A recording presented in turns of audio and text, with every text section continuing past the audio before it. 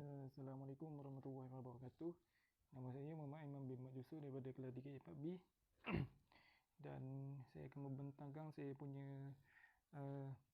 tajuk tugasan iaitu konsep kehakiman dalam Islam. Daripada segi pengenalan, kehakiman daripada segi bahasa disebut al-qada yang bererti putus, selesai, mencegah atau menghalang.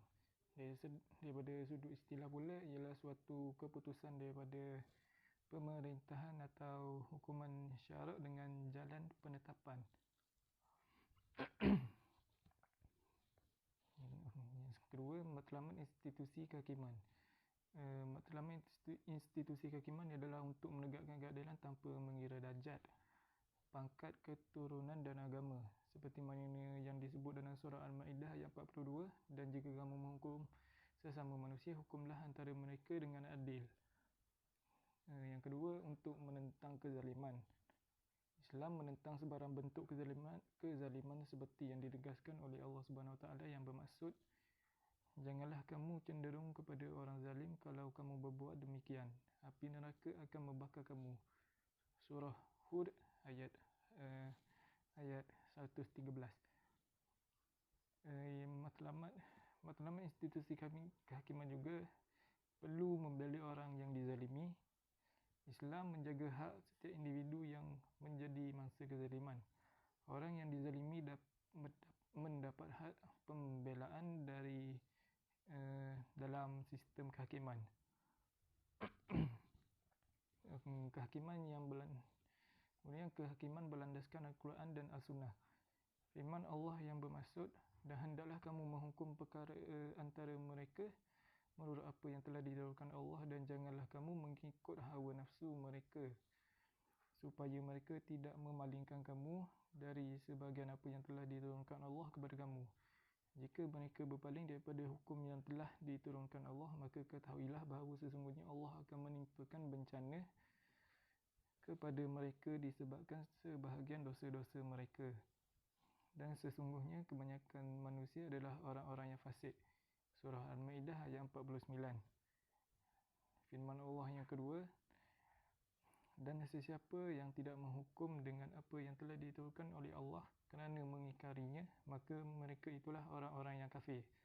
Ayat Al-Ma'idah, Surah Al-Ma'idah ayat 44.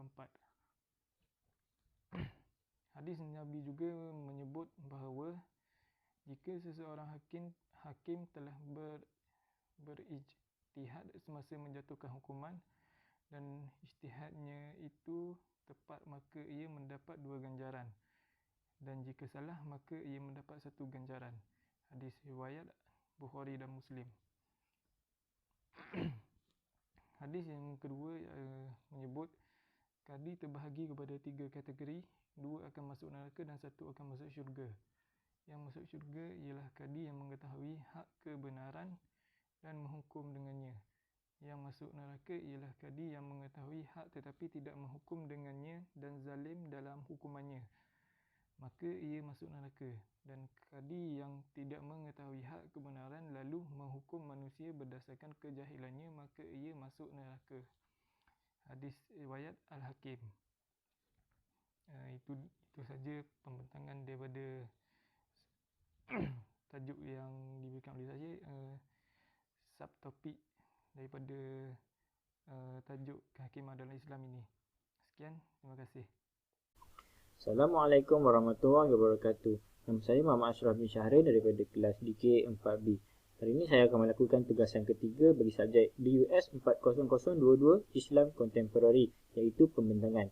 Tajuk yang saya akan bentangkan adalah konsep kehakiman dalam Islam, dan topik yang saya akan bentangkan adalah prinsip utama kehakiman Islam. Prinsip utama kehakiman Islam adalah menegakkan keadilan. Islam meletakkan setiap manusia itu adalah sama tanpa mengira kedudukan.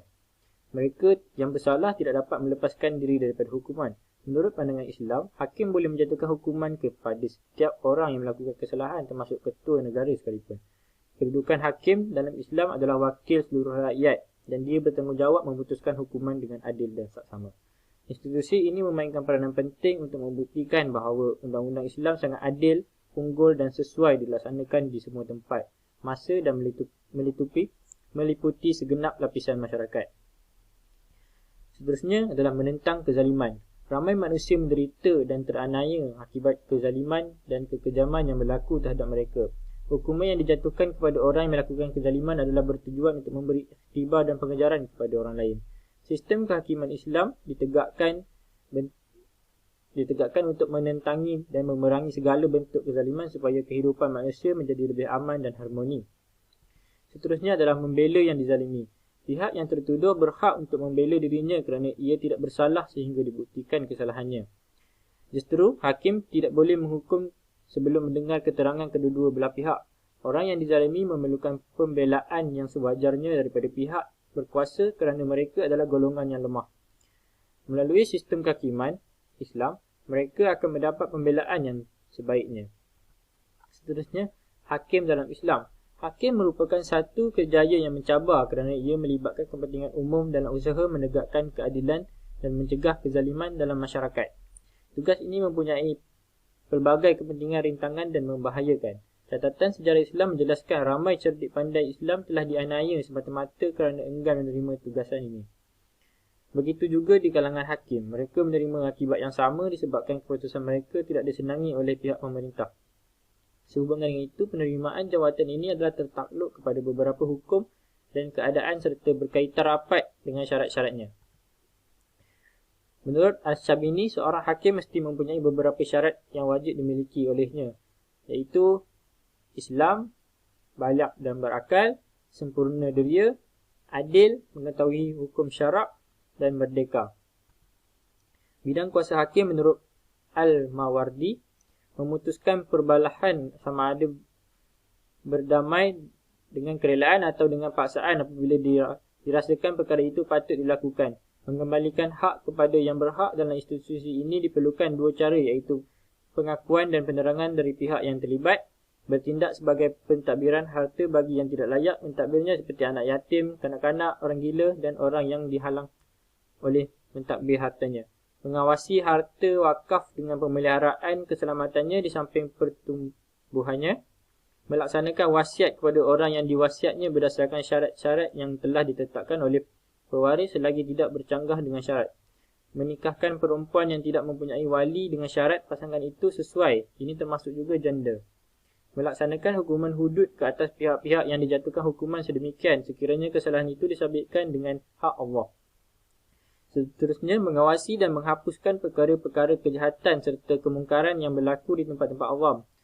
Selain itu, memilih mengawasi dan menentukan orang yang layak menjadi saksi setelah ia memenuhi syarat-syarat yang ditetapkan. Menghukum dengan sama rata di antara golongan yang kuat dan lemah serta berlaku adil dalam menghukum di antara yang kaya dan miskin. Itu sahaja daripada saya. Sekian. Wabillahi taufiq wa hidayah. Assalamualaikum. Terima kasih.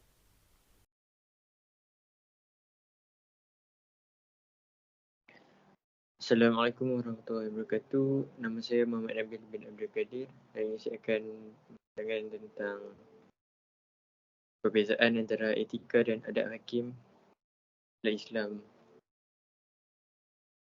Okey, etika merupakan teori yang berkaitan dengan tindakan, hujah dan tujuan yang mengarahkan kepada makna sesuatu tindakan. Etika adalah bukan yang bersangkutan dengan fakta atau fizikal manusia, tetapi merupakan suatu falsafah moral yang mengambil kira tindakan atau tingkah laku manusia. Etika juga merupakan satu disiplin ilmu yang mengkaji tentang moral, prinsip moral, kaedah moral dan tindakan serta kelakuan manusia yang betul. Adab atau akhlak pula merupakan satu manifestasi diri seseorang. Menurut tafsiran Imam Al-Ghazali, pengarang kitab Ihya Ulumuddin menyatakan bahawa akhlak adalah suatu tindakan yang tidak memerlukan kita berfikir sebelum melakukan sebarang tindakan. Adab melambangkan pribadi kita yang sebenar. Adab di luar mahkamah ialah berniat ikhlas, tidak menerima rasuah dan hadiah, tidak menerima jemputan khas, tidak melibatkan diri dalam bidang perniagaan, tidak sibuk dengan pelbagai keperluan. Manakala adab di dalam mahkamah, bersikap adil, tidak memberi keputusan sebelum mendengar, keterangan daripada kedua-dua pihak, tidak membuat keputusan berdasarkan emosi, menundukkan pandangan, berakhlak mulia. Okey, kesimpulan. Mahkamah mempunyai peranan yang amat besar dalam memastikan keamanan dan keadilan masyarakat. Matlamat penubuhan mahkamah adalah untuk menyedia dan melaksanakan perkhidmatan pengadilan mengikut undang-undang Islam secara adil, cekap dan berkesan berlandaskan hukum syarak. Oleh yang demikian, dalam perbicaraan, semua pihak yang terlibat mestilah memberi kerjasama sepenuhnya agar matlamatnya tercapai. Sekian sahaja daripada saya. Terima kasih.